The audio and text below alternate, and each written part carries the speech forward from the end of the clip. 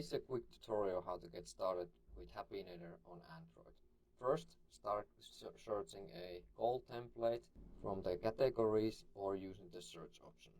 These are all editable templates, so edit them to your individual needs. Here are predefined reasons, and if something doesn't motivate you, just click it away.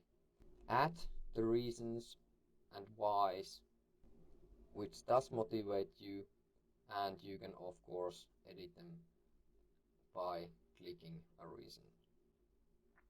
Next, choose which days you wanna execute your plan and the duration, how long you wanna pursue your goal. Then maybe the most important setting is when your day starts and when it ends. That's because you will receive a notification to remind yourself about your goals. The notification looks something like this, and on Android you can of course extend it, and you might get immediate feedback about your progress. Checking the day, you can do it from the dashboard or from the monthly calendar.